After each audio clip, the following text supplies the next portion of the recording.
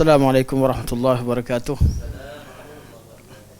Bismillahirrahmanirrahim. Alhamdulillahi rabbil alamin. Nahmadullah ta'ala wa nashkuruh wa nusalli wa nusallimu ala sayyidina Muhammadin alladhi ballagha ar-risalah wa adda al-amanah wa nasaha al-ummah hatta atahu al-yaqin wa ala alihi wa sahbihi ajma'in. Subhanaka la ilma lana illa ma 'allamtana innaka antal alimul hakim. Rabbi shrah li sadri wa yassir li amri wahlul 'uqdatam min lisani yafqahu qawli, amma ba'd. Fa inna asdaqal hadits kitabullah wa khairal hadi hadi Muhammadin sallallahu alaihi wasallam wa syarrul umuri muhdatsatuha wa kullu muhdatsatin bid'ah wa kullu bid'atin dhalalah wa kullu dhalalatin finnar, thumma amma ba'd. Pertamanya mari kita merafakkan setinggi-tinggi kesyukuran kehadrat Allah Subhanahu wa taala kerana Allah memberikan kesempatan pada kita pada malam ini dengan taufiknya. Barakallahu fiik. Assalamualaikum. Dapat kita meneruskan sesi kuliah kita membaca dan membincangkan isi kandungan kitab Syarah Aqidah At-Tahawiyah yang disyarahkan oleh Al-Imam Ibnu Abil Izzi Al-Hanafi Ad-Dimashqi rahimahullah ke atas matan Abu Ja'far At-Tahawi rahimahullah. InsyaAllah hari ini kita masuk ke surat 152. Kita habis 151. Pada muka surat 150 kita telah membincangkan tentang makna perkataan wali. Perkataan wali membawa maksud. Maksud perkataan wali berdasarkan kepada penggunaan kalimah wali itu sendiri. Sekiranya kalimah bila dikatakan waliullah, seorang itu menjadi waliullah, artinya dia seorang hamba yang beriman dan bertakwa kepada Allah Subhanahu wa taala. Kalau dikatakan sebagai seorang mukmin itu wali terhadap mukmin yang lain, iaitu seorang mukmin itu akan setia dan membantu dan menolong mukmin yang lain. Dan bila disebutkan bahawa Allah wali kepada orang beriman, artinya Allah memelihara dan menjaga mereka. Ini makna umum yang dibincangkan pada pertemuan kita yang lalu. Okey, kita masuk muka 152. Lepas kita kenal semua makna-makna ini, kita tengok 152. 152 atas sekali. Dengan semua nas ini mensabitkan orang-orang beriman sentiasa bekerjasama dan mentaati sesama orang beriman. Ini artinya seorang mukmin tu perlu menjadi wali terhadap mukmin yang lain. Kita wal mu'minuna wal mu'minatu ba'duhum awliya'u ba'din. Mereka perlu saling bekerjasama, bantu-membantu dalam ketaatan kepada Allah Subhanahu wa taala. Mereka patut setia dan membantu. Mereka adalah wali Allah dan dia merupakan pelindung dan penolong mereka.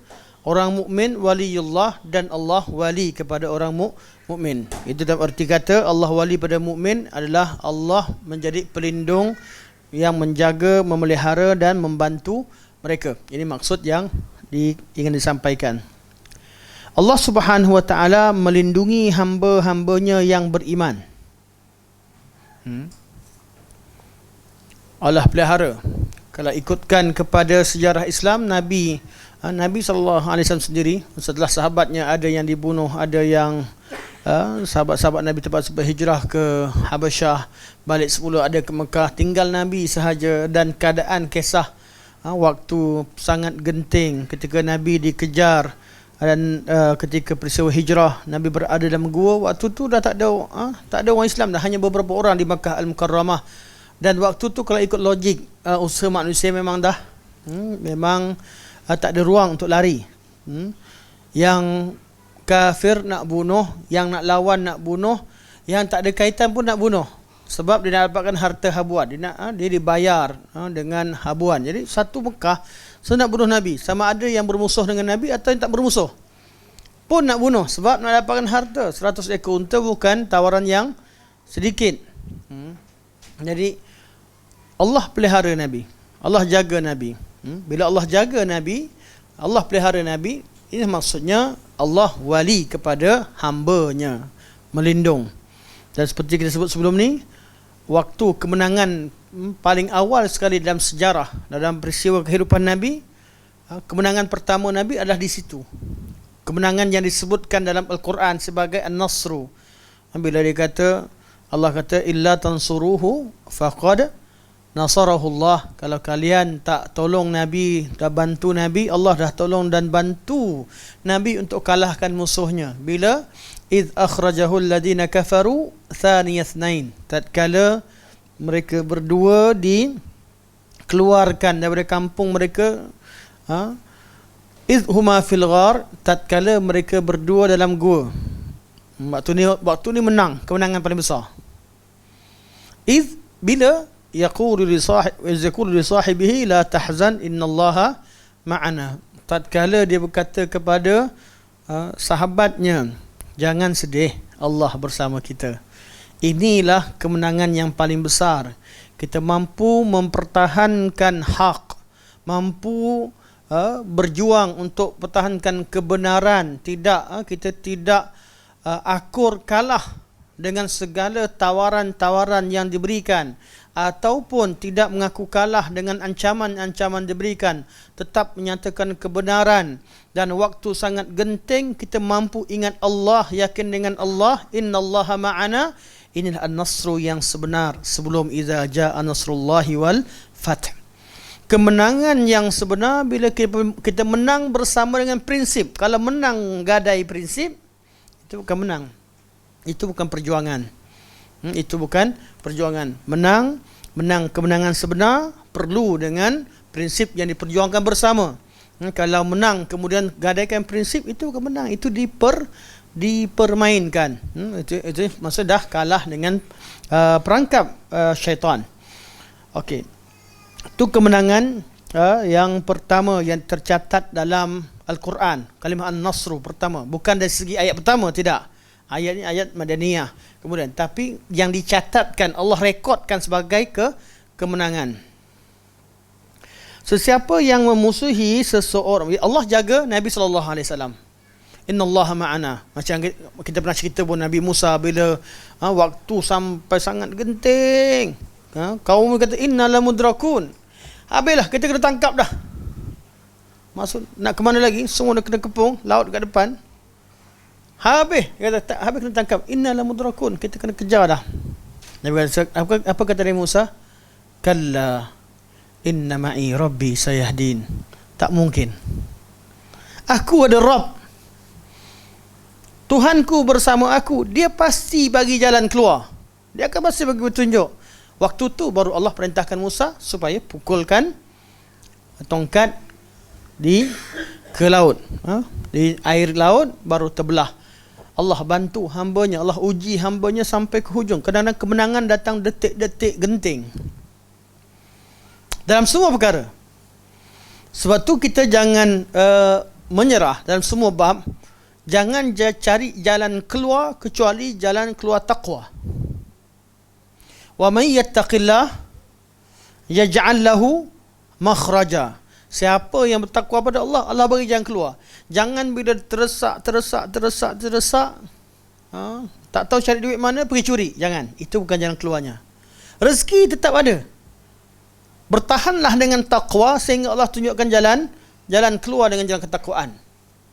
Nak jadi kaya macam ni macam tu, bisnes tak jadi, ini tak jadi, penat last kali, senang ambil riba je lah. Jangan. Bertahanlah sehingga Allah berikan jalan keluar kerana ketakwaan kita. Sakit sampai tak larat dah, orang kata pergilah jumpa bomoh tu, tahu dah dia yang ujung. Jangan. Biar jalan keluar kita jalan keluar takwa. Kalau betul-betul takwa pada Allah, pasti ada jalan jalan keluar. Allah bantu kita kerana kita taqwa, itu namanya Allah waliyul mu'minin. Allah waliyul ladzina amanu yukhrijuhum minadh dhulumati ilan nur wal ladzina kafaru awliya'uhumut taghut yukhrijunahum minan nuri ila dhulumat ulaika ashabun nari hum fiha khalidun. Okey. Perlindungan dan pertolongan ini adalah hasil daripada rahmat dan ihsan Allah Subhanahu wa taala. Sebab itulah ketaatan kita bukanlah kata nak kena bayar, Allah kena bayar balik, Allah tolong kita. Tak, rahmat dan belas kasih sayang Allah. Kita beribadah sekalipun tak layak untuk kita, dari segi imbalannya tak layak untuk kita beli walaupun pintu syurga. Tapi kita beribadah nak minta rahmat Allah, dan Allah menjanjikan syurga bagi orang-orang yang taat kepadanya. Jadi kita mengharapkan belas kasih Allah Subhanahu wa taala. Harapkan, kalau harapkan perbuatan kita, kira dari pagi sampai sekarang, berapa ayat Quran yang kita dah baca? Kalimah-kalimah Quran dengan kalimah-kalimah yang lara, mana lebih banyak masuk ke telinga kita? Yang menjadi halawah telinga kita, adakah kalamullah lebih banyak atau kalam yang lara? Malah ada yang menjadi halawah, menjadi santapan telinga mereka adalah maksiat. Kita hanya mampu harapkan rahmat Allah, beramal sesungguhnya, minta sesungguhnya, merayu rahmat Allah Subhanahu wa taala. Jadi Allah jadi wali kepada orang beriman kerana mereka sembah Allah, taqwa pada Allah. Allah bantu mereka dengan rahmatnya, dengan rahmat dan belas kasihnya. Bukannya seperti pertolongan dan perlindungan yang dilakukan oleh seorang manusia terhadap yang lain yang terhasil disebabkan keperluan dan kepentingan terhadapnya. Kalau manusia dibantu ada kepentingan, betul? Sekarang mula tiap-tiap pemimpin dah mula mendekati remaja atau belia sekarang. Minta maaf saya contoh dan normal dalam sebuah negara demokrasi, sekadar contoh. Semua parti, semua pemimpin dah mula cari pemuda. Kenapa? Kita tahu jawapannya, betul? Mula masing-masing rancang untuk pemuda. Yang ni cerita rancang, kita dengar-dengar, oh, faham. Dah dekat masanya mereka perlukan pemuda. Betul?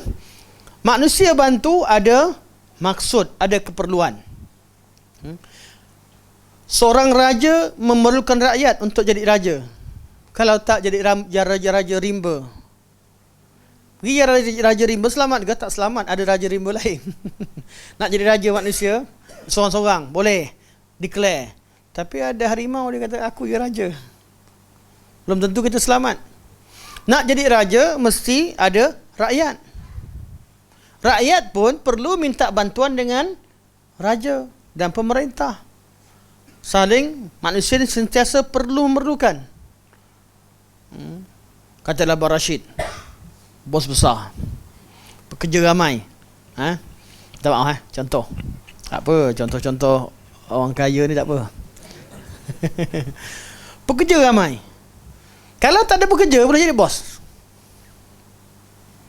Nak buat apa, semua benda nak kena buat sendiri.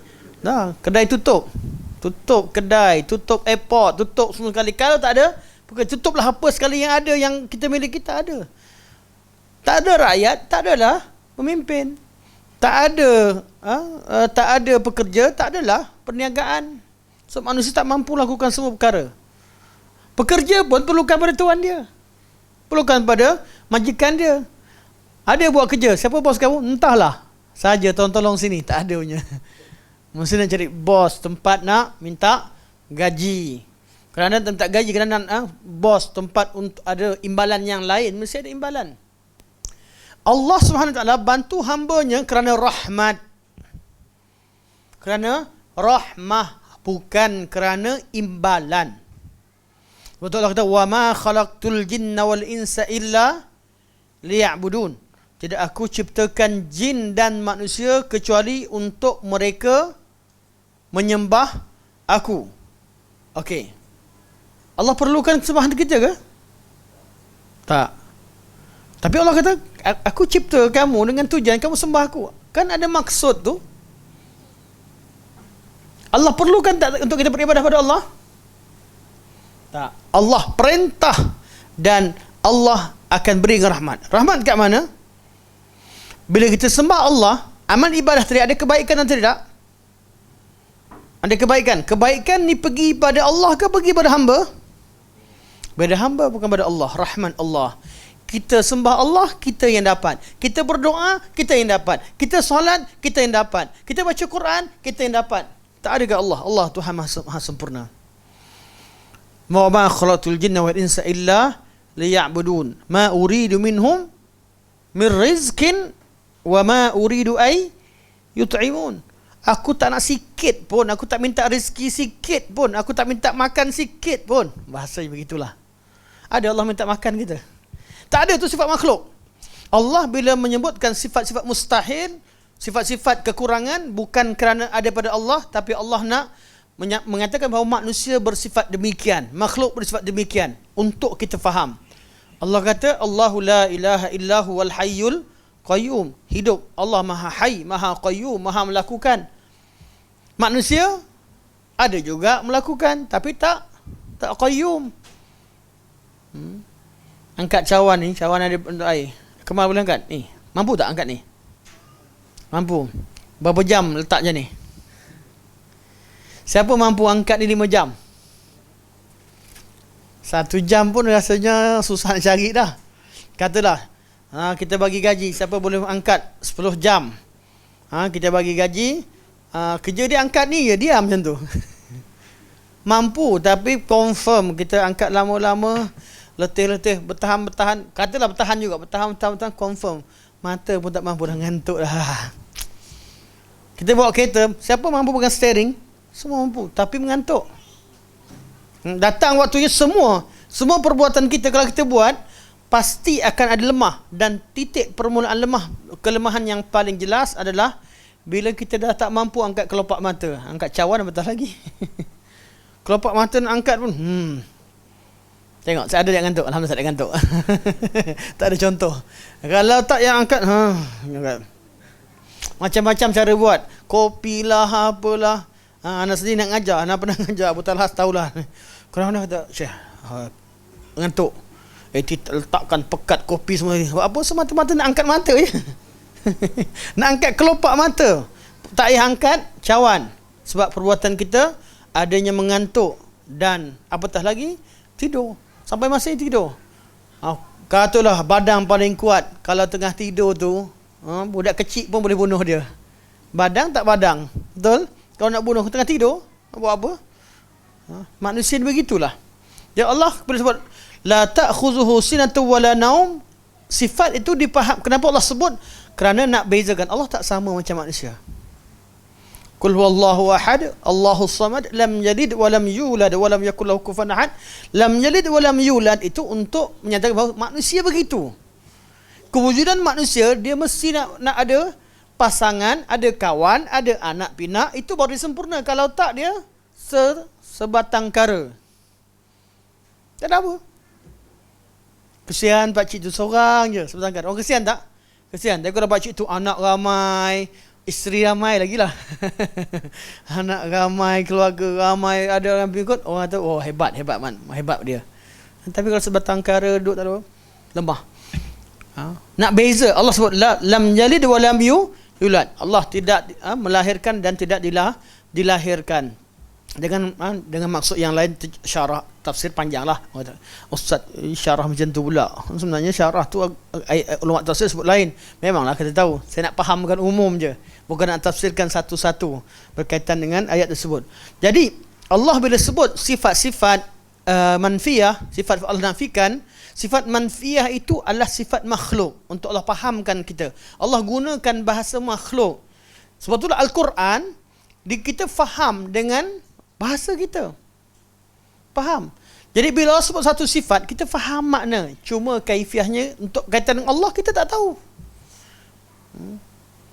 Kalau kaitan makhluk kita tahulah maknanya apa.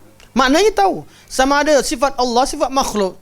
Allah kata Allah mendengar, maknanya faham sama. Allah mendengar, makhluk pun mendengar, maknanya sama. Tapi kaifiah yang berbeza. Adakah pendengaran Allah sama dengan makhluk? Tak sama. Dia kena bagi makna yang sama pada asal makna. Allah berkata-kata, manusia berkata-kata. Macam mana? Suara Allah macam mana? Kita wallahu alam. Kita tak tahu. Tapi berkata-kata difaham tidak? Difahami. Perbezaan pada kaifiah, bukan pada ubah makna. Sifat Allah tu kita laisa kamitslihi syai', bukan menafikan sifat tapi menafikan kamitslihi, kaifiah yang sama Allah tak ada, yang sama Allah Subhanahu wa taala. Okey.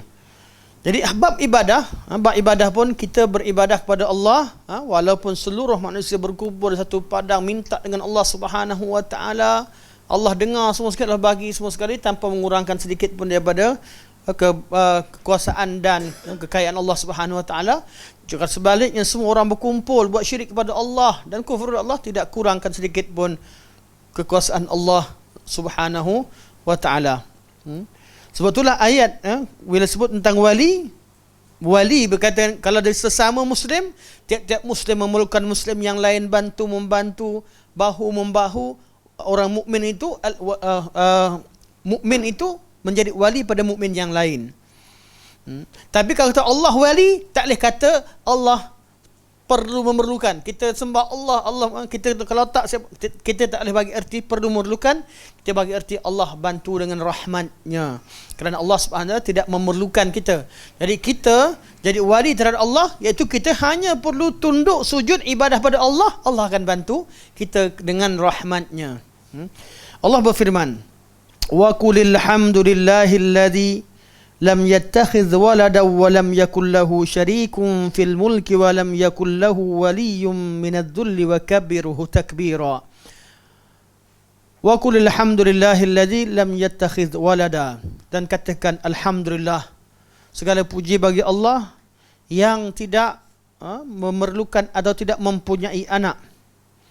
Wa lam yakul lahu syarik, dan tidak ada sekutu baginya. Fil mulk, dalam kerajaannya, tidak sekutu dalam kerajaannya.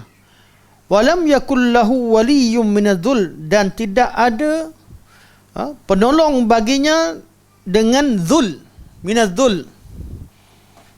Wa kabbirhu takbira, dan besarkanlah Allah dengan sesungguh-sungguhnya. Apa arti walam yattakhidh, walam yakul lahu waliyyun minadh-dhul? Tidak ada seorang wali bagi Allah dengan kehinaan.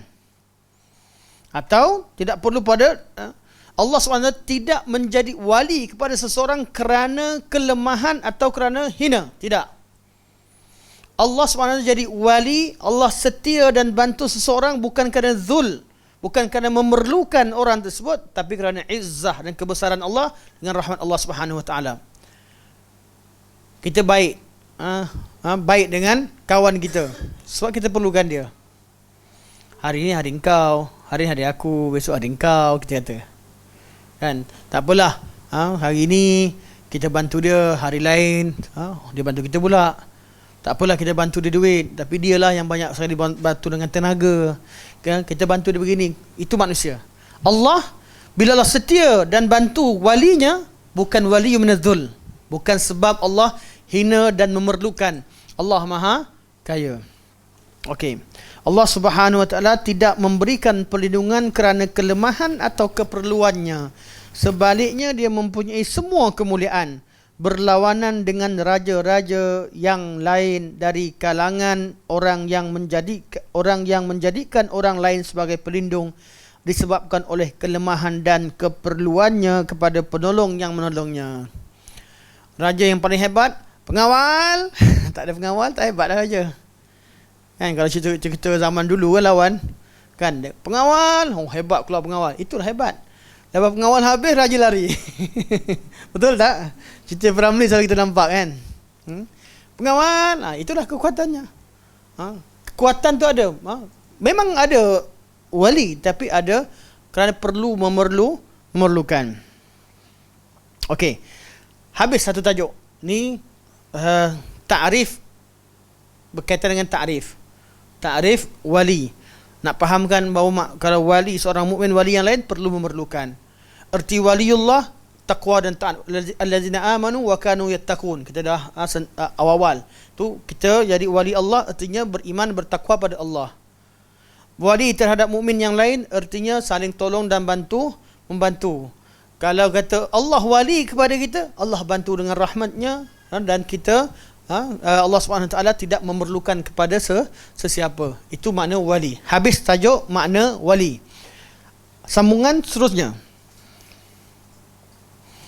Jadi seorang mukmin jadi waliullah. Jadi orang kata, habis kalau semua orang beriman waliullah, apa bezanya? Kau wali selalu kita jumpa kawan-kawan, kau wali lah, kau mengaku kau wali lah, kau beriman. Kan ada PR setengah kumpulan dia kata wali ni mesti ada karamah begini, dia mesti ada begini begitu. Wali ni title yang lain, bukan orang beriman. Dia ada miliki ini dan itu, dia kasyaf, dia boleh nampak isi hati orang, dia boleh selalu mimpi jumpa Rasulullah, macam-macam lah takrifan wali. Yang kata habis kalau kita takrifkan, okey, kita kembali pada makna asal. Waliullah, seorang yang jadi waliullah, iaitu alladzina amanu wa kanu yattaqun. Ala inna awliya Allahi la khaufun alaihim wa lahum yahzanun. Alladzina amanu wa kanu yattaqun. Maknanya, ketahuilah bahawa wali-wali Allah itu mereka tidak ada ketakutan bagi mereka, dan mereka tidak ada kesedihan bagi mereka. Mereka adalah orang-orang yang beriman dan bertakwa kepada Allah Subhanahu Wa Taala. Kalau macam tu semua orang Islam wali lah. Ya. Tapi bukan satu level. Mana ada orang kata orang Islam satu level? Yang kata satu level tu dia. Sebab dia murji'ah. Murji'ah kata semua sama. Iman semua sama. Jangan anggap sekarang ni kita bermasalah kepada mafhum. Bila istilah disalah maknakan atau diletakkan makna tidak berdasarkan pada Al-Quran, akan melibatkan pemahaman seterusnya. Melibatkan pemahaman terhadap perkara seterusnya. Kalau contoh takrif syirik berbeza. Kita buat daurah tentang kuburiyun, tentang kubur semua sekali. Kita rasa macam syirik, habis tu minta dengan kubur, betul lah minta. Bagi orang yang faham, dia kata minta kenapa pun. Bukan syirik pun minta dengan makhluk, bukan syirik pun minta dengan kubur. Tak ada apa-apa nilai ya lagi dah. Isbatkan orang ni pergi sujud kat kubur, kata sujud-sujudlah asalkan hati dia tahu dia sujud pada Allah. Dia bukan sujud pada kubur. Pergi tawaf kat kubur, minta semua sekali. Kita sembah kubur. Mana sembah? Korang bukan sembah tawaf kat Kaabah ke? Minta depan Kaabah ke? Kami tak Kaabah ke? Dia kata. Kat Kaabah kita tawaf, berdoa menghadap ke arah Baitullah. Minta dengan Baitullah ke? Minta dengan Allah. Dia kata. Macam mana jawab? Syubhah. Kalau orang faham macam tu, jadi kita lah cerita tentang kuburiyun, mereka lakukan begini, mereka tawaf di kubur, mereka minta dengan kubur. Kita rasa, teruknya, syirik minta. Kita faham syirik terjadi pada peristiwa tersebut. Kalau mafhum yang salah, dia tak manakan syirik. Dia kata syirik selagi hati je. Amalan-amalan mana syirik asalkan hati tu elok. Murji'ah. Ni asal daripada takrif iman dulu. Iman dan syirik kita belajar dulu. Punca bertarik iman, maka mereka mengatakan tidak ada perbuatan yang boleh dihukumkan sebagai syirik kecuali hati yang melakukannya. Okey, sebelum tu jawab dulu. Syubhah, nak lontarkan syubhah, tak bagi jawapan, kejap lagi semua sekali buat syubhah. Betul juga kan. Habis kita balik batu salam jadi kubur, macam betul kita tahu. Apa beza antara tawaf kubur dengan tawaf di Kaabah? Bezanya perintah Allah dan larangan Allah. Sebab tu kita perlu pada dalil. Dalam semua ibadah, kalau kita buka pada takwil, macam-macam boleh takwil. Kaum musyrikin pun disembah berhala. Confirm berhala depan mata dia sembah. Ma na'buduhum illa liyuqarribuna ilallahi zulfa. Takwil. Kami tak sembah dia. Tujuan kami sembah. Kamu nampak kami sembah, tapi kami cuma tujuan kami agar dia lebih dekatkan kami pada Allah. Macam mana? Dia kan ajar baik, dia kan orang baik dulu. Bila kita menghadap ke arah dia, artinya kita ingat ajaran-ajaran dia. Kita tetap taat pada Allah. Kalau dah dibuka ruang untuk melakukan ibadah sesuka hati, dia akan mampu takwil. Betul, tak ada satu ibadah pun, satu perkara bid'ah pun kecuali ada takwilannya. Kalau dibiarkan agama ini tanpa berdasarkan kepada dalil dan semua akan berikan takwilannya, pasti ada orang yang kepala macam dia yang menjadi pengikut. Betul juga. Yang tolak ramailah. Sesat dia ni. Tak logik langsung, tak boleh terima. Tapi ada yang sama kepala. Suatu pintu bab ibadah ni, dia bab ibadah, bab tauqifi. Bezanya adalah pada ketetapan Allah Subhanahu Wa Taala. Apa beza bangunan Firaun 15 km dengan apa lagi? Contoh yang saya pun tak ingat. Saya buat status pun tak ingat lah. Status saya tulis, saya buang, minta maaf. Lambat baru saya jawab tu. Sebab kalau kita layan jadi banyak. Jadi borong seminggu sekali tengok. Kadang-kadang kalau hari yang rajin semangat tu, nampaklah keluar deret-deret tu, rajin lah tu. Rajin ke geram ke keluarlah setiap betul-betul. Tapi kalau biasanya lepas buat lupa. Saya lupa dah. Beza antara katalah menara 15 km ke, atau orang sebut apa benda pelik-pelik lain lagi ke, semua sekali. Dia bukan yang menghukumkan, dia bukan hukum adat tak hukum adat. Yang hukumkan dia betul tak betul cerita tu. Betul tak? Hukum adat tak adat. Kalau kata sebabkan hukum adat tak mustahil, apa benda yang mustahil? Tak ada yang mustahil.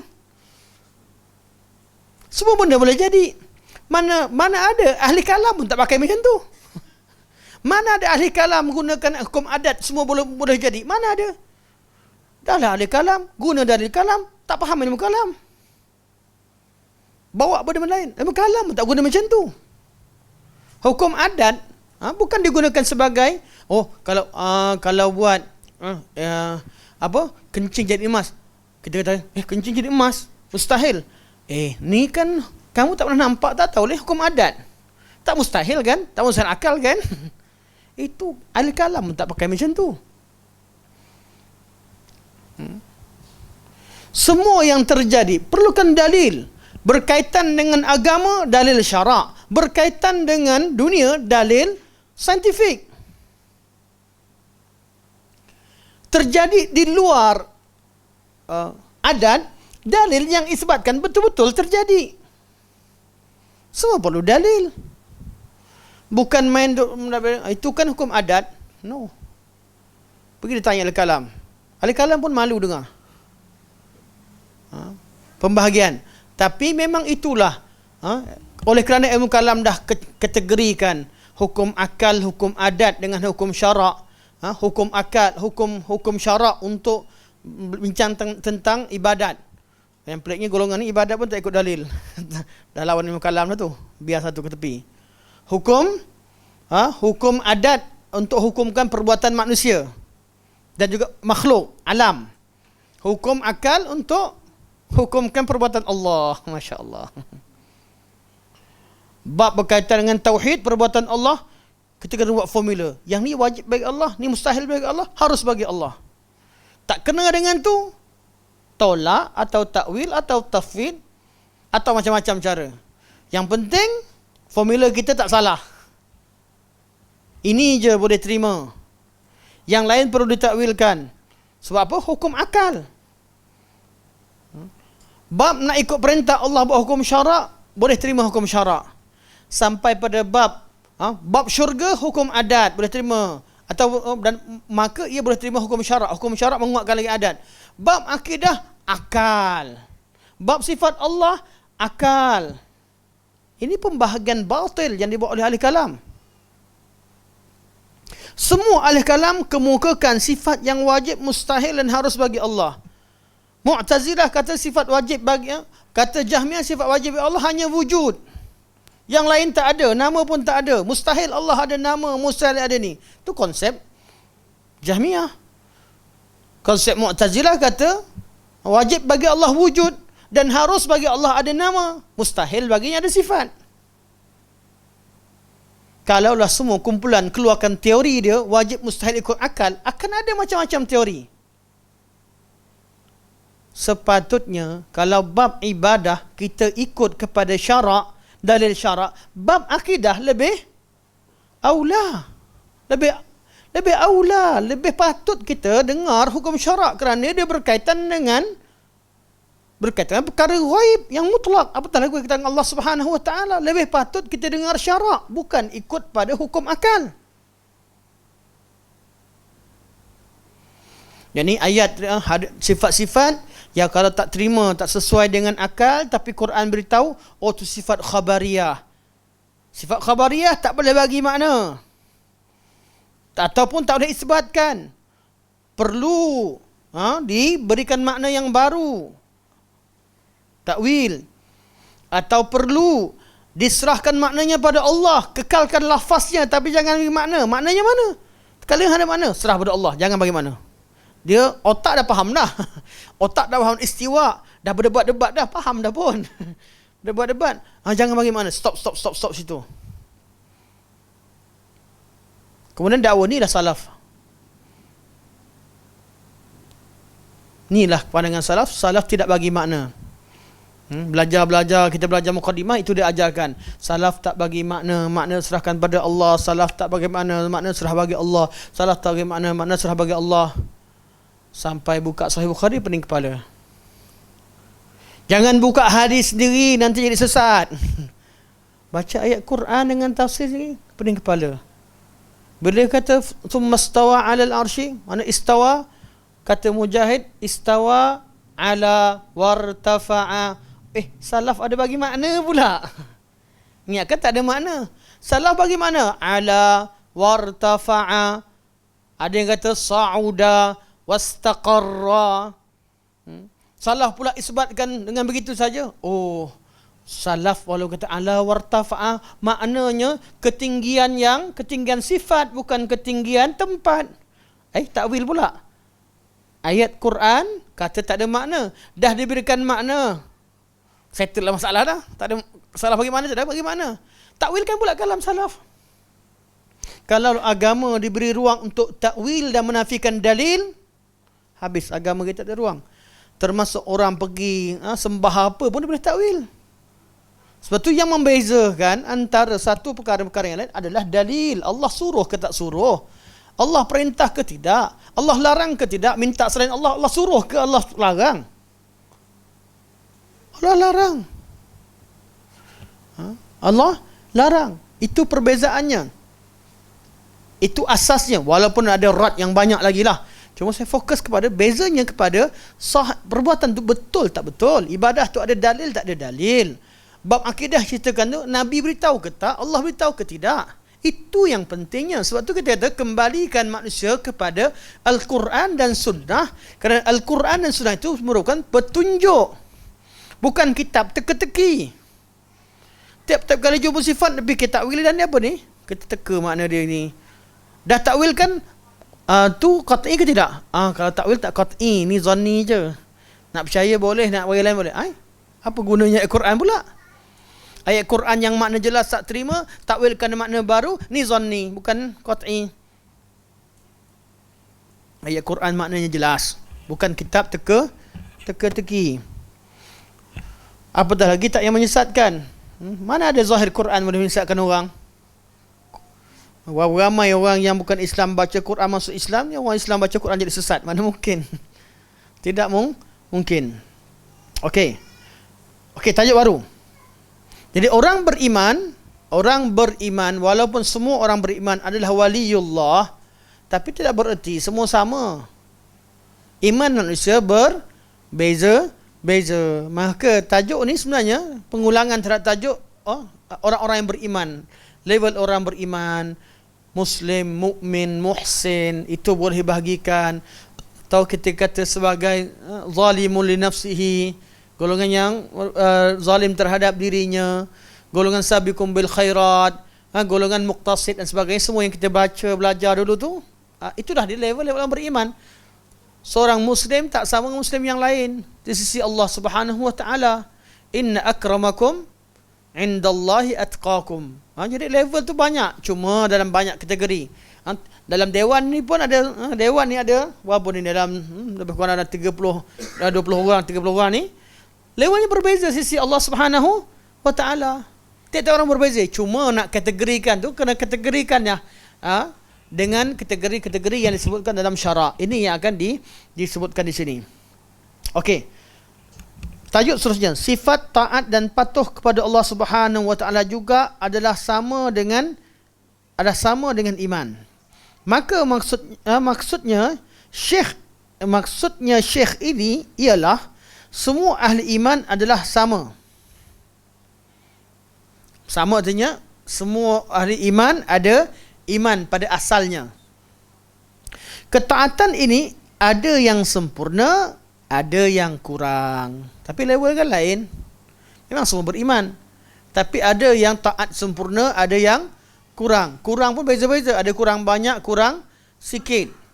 Kurang banyak, kurang sikit. Yang sempurna hanya Rasulullah sallallahu alaihi wasallam. Yang sempurna full. Dan manusia yang lebih paling sempurna selepas Rasulullah adalah Abu Bakar. Kemudian sahabat, dan begitulah sampai tak tahu dah siapa yang last sekali. Yang paling sikit, tak ada kebaikan langsung, itulah yang last sekali keluar dari neraka. Manusia ramai-ramai itu, ada yang last sekali di kalangan orang yang paling terakhir keluar dari neraka. Dan hadis berkaitan dengan seorang lelaki yang dikeluarkan dari neraka. Dia pun tak sangka, boleh keluar.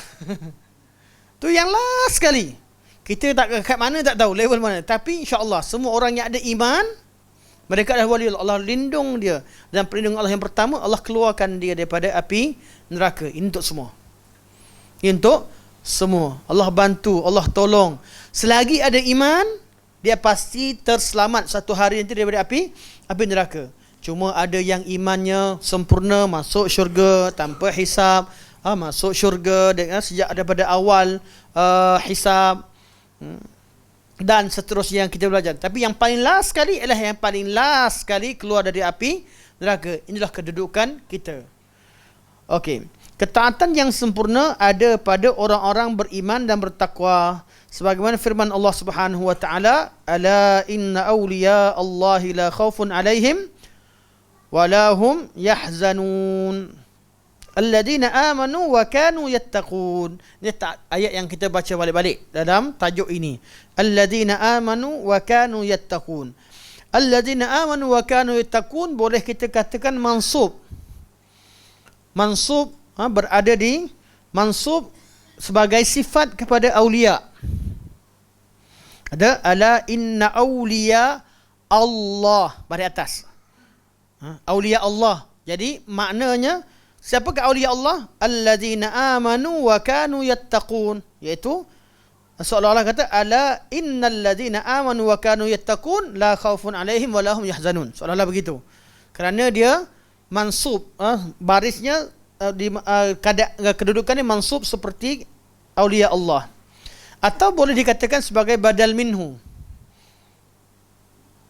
Ilmu nahwu lah. Badal minhu. Mana ala inna awliya Allah. Habis ayat dah. Kemudian buat ayat baru tapi merujuk kepada awliya Allah. Nak kata mansub pun boleh. Nak kata mansub kerana sifat kepada awliya pun boleh. Nak kata mansub kerana jadi badal terhadap kalimah awliya boleh. Itu tak kisahlah. Yang penting maknanya tetap kembali kepada awliya. Awliya Allah itu adalah orang yang beriman dan bertaqwa. Alladzina amanu wa kanu yattaqun. Dan sifat ketakwaan itu berbeza-beza antara satu sama lain.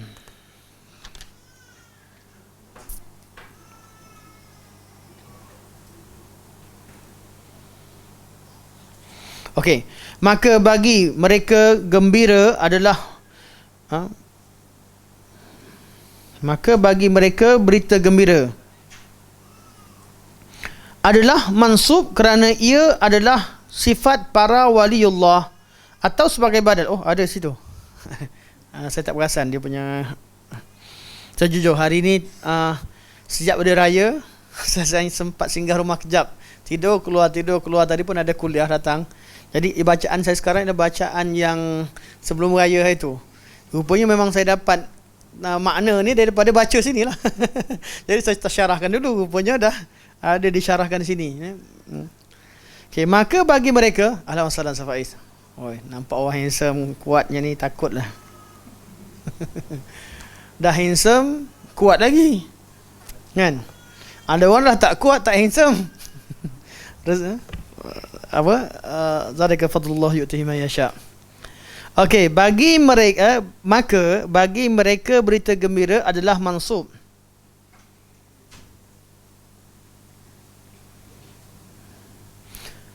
Bukan bagi mereka gembira tu, allazina amanu wa kanu yattaqun tu yang mansubnya. Tengok bahasa Arab. Ya. Okey. Betul lah tu. Bahasa Arab dia tak sebutkan, dia terus sebut mansubun ala annahu sifah lil awliya, sifah awliya illah au badal minhu. Okey, jadi bukan mansub kalimah busyra tu. Kalimah allazina amanu wa kanu yattaqun. Mana bolehlah bagi mereka berita gembira, gariskan, gantikan dengan allazina amanu wa kanu yattaqun. Tapi tak apalah. Dari segi ilmu. Ini dari segi apa? Dari segi ilmu nahwu. Ilmu nahwu ni boleh di-i'rabkan macam-macam. Nak kata dia badal minhu boleh, nak kata sifat pada auliya boleh, nak kata ada dhamir, ada fa'il yang dihazafkan. Maksudnya amdahu pun boleh. Itu semua nahwu saya rasa tak perlu. Nak kata marfu' boleh. Fi mahal marfu' pun boleh. Bab nahwu ni, bab takdir ni, siapa bijak takdir dia menang. Okey. Yang penting makna faham. Kita terus masuk kepada seterusnya. Okey. Jadi berdasarkan kesemua bentuk bacaan ini, bacaan tukarkan dari i'rab pada kesemua bentuk i'rab. Mana i'rab nak kata dia dhamir ke, ada kalimah amdahu di sebelumnya ke, nak kata dia sifat ke, nak kata dia marfu' kerana humul ladzina amanu wa kanu yattaqun, boleh juga kata marfu' dengan letakkan kalimah hum. Nak kata mansub boleh juga, amdahul ladzina amanu wa kanu yattaqun. Mana kalimah ni kita baca ayat Quran ni, kita kena, sebab kita baca kena tahu ada apa kaitan ayat ni dengan sebelumnya, apa makna dia. Jadi kita kena takdirkan. Nak kata dia marfu', kata humul ladzina amanu wa kanu yattaqun. Maksudnya ayat dia kalau bukan ayat Quran, kita baca ala inna awliya Allahi la khaufun alaihim wa lahum yahzanun. Kata humul ladzina amanu wa kanu yattaqun. Marfu' lah. Dia jadi marfu' dengan humul ladzina amanu wa kanu yattaqun. Nak kata dia mansub boleh juga. Kata ala inna awliya Allahi la khaufun alaihim wa lahum yahzanun. Amdahul ladzina amanu wa kanu yattaqun. Jadi mansub. Jadi maf'ulun bih. Nak kata sifat pun boleh. Mansub kerana sifat. Ala inna awliya Allah, sifat mereka adalah alladzina amanu wa kanu yattaqun. Nak kata badal boleh, badal minhu. Ini semua kaedah dalam ilmu nahwu. Bagi yang belajar ilmu nahwu seronoklah. Atau nak kata khabar tsani bagi inna. Ala inna awliya Allah, khabar yang pertama, alladzina amanu wa kanu yattaqun adalah khabar tsani bagi inna. Apa lagi boleh takdir? Ustaz Faiz tolong lagi. Mana kalau kita belajar nahwu ni, kita akan jumpa kaedah-kaedah takdir. Untuk membuktikan apa? Semua sekali takdir, nak takdirkan berapa takdir yang kita sebutkan sini, semuanya makna sama, iaitu itulah sifat waliullah. Itulah dia waliullah. Tak ada ruang untuk bagikan makna lain. Itu tujuan dimaksudkan sini. Kenapa nak sibuk cerita i'rab, Ustaz? Kami tak belajar i'rab. Kami bahasa Arab pun tak belajar lagi. Macam mana nak belajar nahwu? Saja disebutkan. Sebab apa? Syekh kata berdasarkan kesemua bentuk i'rab, mana bukan bacaan, i'rab, gantikan bacaan kepada kalimah i'rab. Berdasarkan kepada semua bentuk i'rab ini, perlindungan Allah Subhanahu wa taala adalah bagi orang yang beriman dan bertakwa. Mana waliullah itu adalah orang beriman dan bertakwa. Jadi tak ada, tak boleh kita bagi makna lain selain daripada waliyullah ila allazina amanu wa kanu yattaqun. Tidak ada takwilan. Mereka terangkum dalam janji yang disebutkan di dalam 3 ayat tersebut. Ia merupakan 3 ayat, artinya 3 ayat yang berturut-turut. Tuan-tuan boleh buka nanti insya-Allah. Mereka terangkum dalam janji yang disebutkan dalam 3 ayat tersebut. Ia merupakan ungkapan tentang persamaan Allah Subhanahu Wa Taala dengan walinya ketika dia suka dan marah. Bukanlah terhasil disebabkan oleh banyak puasa atau sembahyang, tidak juga kerana riadah dan kekuatan. Okey, ini kat hujung ni kenapa? Nak masuk tajuk baru. Perenggan baru nanti akan cerita tentang perkara ini. Waliullah, orang-orang yang Allah bantu ni kerana ketakwaan. Ya. Orang inda akramakum indallahi atqakum. Namun pemilihan waliullah, seorang tu bila dipilih menjadi, dikatakan sebagai waliullah atau jadi rasul, seorang nabi, pilihan itu hak mutlak Allah. Mana kita buat amal ibadah banyak-banyak, kadang-kadang Allah tak terima. Betul tak? Kadang-kadang Allah tak terima. Disebabkan mungkin kerana ikhlas, kurang ikhlas, mungkin kerana kurang mutaba'ah, tak sah dan sebagainya. Jadi belum tentu orang beramal banyak, kita rasa kita tahu dah belajar siapa yang bertakwa lebih, dia lebih dekat dengan Allah, dia lebih tinggi. Kita belum tentu. Kerana penerimaan Allah Maha mengetahui, Allah pilih di kalangan hamba-hambanya. Allah pilih antara amalan-amalan yang mana kualitas atau tidak, itu pilihan Allah Subhanahu Wa Taala. Dan juga dalam bab, kalau nak dikatakan waliullah, satu pangkat yang tersendiri, mana level orang beriman yang tinggi, tetap waliullah ke, nak kata Rasulullah ke, nak kata Nabiullah ke, semua pilihan-pilihan hamba-hamba pilihan Allah itu Allah pilih dengan hak kebebasannya. Wa rabbuka yakhluqu ma yasha'u wa yakhtar. Ini kaedah yang kita pakai. Wa yakhtar. Allah cipta apa yang Allah nak, Allah pilih siapa Allah nak. Kenapa Mekah Madinah lebih mulia daripada Malaysia? Malaysia kan lagi lembut, lagi baik orang Malaysia daripada Mekah ni. Kasar, tempat Abu Jahal, Abu Lahab. Masa nak kutuk Abu Jahal, Abu Lahab, kan? Masa nak puji Abu Talib masuk syurga. Orang yang marah ni, sebab tu orang kita tak ikut pada perasaan orang. Orang kalau marah Arab, kan, disebut Abu Jahal, Abu Lahab, Abu semua keluar, kan? Tapi kalau masa dia rasa sayang, suka, yang Nabi kata masuk neraka pun dia boleh masukkan syurga. Masa sayang. Ini perasaan manusia bukan jadi hujah. Hujahnya adalah dalil. Sebab tu semua bab kita perlu rujuk kepada dalil. Sama ada bab akidah ataupun bab ibadah. Okey. Sampai sini, insya-Allah kita sampai sini dulu. Untuk bab seterusnya, jadi seterusnya kita akan cerita tentang bab boleh bergabungnya sifat wilayah dan sifat adawah pada satu orang. Artinya, kita ni, dia seorang Islam. Pada masa sama, dia ni buat maksiat, buat zina. Bergabung tak sifat wilayah dengan sifat adawah? Allah suruh kita jadi wali terhadap orang beriman yang lain. Pada masa sama, dia buat benda yang perlu kita benci. Bergabungnya antara wilayah dan adawah pada seseorang. Boleh terjadi atau tidak? Boleh terjadi. Sebab itulah mereka orang-orang yang kurang iman boleh jadi fasik, boleh jadi begini dan begitu, ahli bid'ah, ahli ahwa sebagainya. Kita nak tahu kedudukan seseorang. Dan kalau ada kumpulan Khawarij dan kumpulan Murji'ah, dia kata tak boleh bergabung.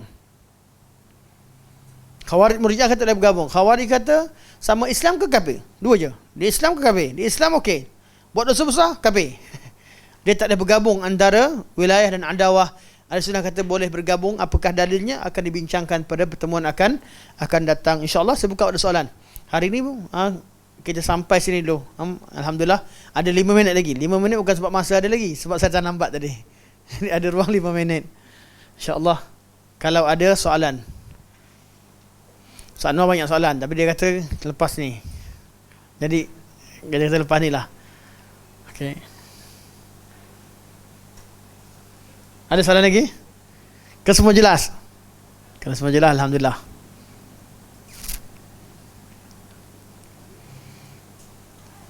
Abu Muaz dia angkat tangan macam ni je. Tahu-tahu status dia keluar mengancam keselamatan. Okey, insya-Allah. Tak ada insya-Allah. Okey, insya-Allah. Alhamdulillah. Ya, sampai sini saja. Semoga Allah Subhanahu taala berikan keberkatan kepada majlis kita pada malam ini. Segala kebaikan yang kita buat, pengorbanan yang kita buat, minyak yang kita habiskan, masa yang kita habiskan, duit yang kita habiskan, semuanya Allah terima insya-Allah, sebagai salah satu daripada bukti kita berkorban untuk agama Allah Subhanahu wa taala. Walaupun sedikit, tapi jangan pandang ringan. Jangan pandang kecil. Mungkin banyak-banyak benda lain, banyak ke laut, agak sini tak apalah. Ikhlaskanlah ke kelas. Kadang-kadang ada orang ni dia macam-macam kerja dia, tapi dia pastikan diri dia buat kebaikan dalam satu hari. Ada orang yang cara pastikan dia dengar kuliah setiap hari. Bila kita bagi masa setiap hari dengar kuliah, artinya apa? Kita dah confirmkan kita duduk dalam majlis rahmat. Mana majlis yang Allah turunkan sakinah wa ghasyiyat illa nazarat alaihimus sakinah wa ghasyiyatuhumur rahmah wa haffathumul malaikah wa dzakarahumullah fi man indah. Bukan mudah. Kita duduk majlis ni kena datang dengan keyakinan. Tak ada siapa pun kumpul di mana-mana rumah Allah atau yang mengambil peranan sama dengannya membincangkan kalamullah ikhlas kerana Allah Subhanahu wa taala, kecuali diturunkan kepadanya illa majtama'a qaumun fi baitin min buyutillah yatluna kitaballah wa yatadarasunahu bainahum illa nazalat alaihimus sakinah. Tenang. Ada sini orang stres. Kalau ada stres tu sebab lain, bukan sebab majlis ilmu. Sebab lain. Nazalat alaihimus sakinah wa ghashiyatuhumur rahmah, diselubungi oleh rahman. Wa haffathumul malaikah, malaikat bagikan sayapnya, payungkan sayapnya, bagi sayap. Wa dzakarahumullahu fi man indah, Allah sebut nama mereka di sisi malaikat di langit. Famous tak? Viral. Viral kat langit, bukan viral bumi. Yakin. Yakin. Dan ana pernah, bukan pernah, banyak kali dan sampai sekarang masih kadang-kadang nak lari. Asyik nak jadi, nak kuliah, nak ceramah ni kadang-kadang kita nampak ada ni, tapi ada tempat lain kita saya nampak macam lebih baik. Tapi majlis ilmu juga yang tenang. Paling-paling kita lawa, kita jalan main gurau-gurau semua sekali, masuk jadual. Oh jadual, kena pergi, kena baca buku, kena baca Quran, mana boleh macam tu je, mesti istighfar dengan Allah dulu, minta ampun dengan Allah, kita nak sampaikan ni, minta tolong Allah. Dan itulah majlis-majlis yang kita harapkan. Kita ada satu hari, ada benda yang ikat kita dengan Allah SWT. Salat 5 waktu, majlis ilmu, supaya kita pastikan jadual kita tu ada tempat yang kita dapat confirmkan rahmat Allah turun. Harap Allah terima. Majlis tu confirm rahmat turun. Itulah saja yang dapat anda sampaikan. InsyaAllah semua jumpa, temukan kita pada minggu akan datang dengan keadaan yang baik dan sempurna insya-Allah. Subhanakallah wa bihamdika asyhadu an la ilaha illa anta astaghfiruka wa atubu ilaik. Wa sallallahu ala sayyidina Muhammad wa ala alihi wa sahbihi wa baraka wa sallam. Walhamdulillahi rabbil alamin. Assalamualaikum warahmatullahi wabarakatuh.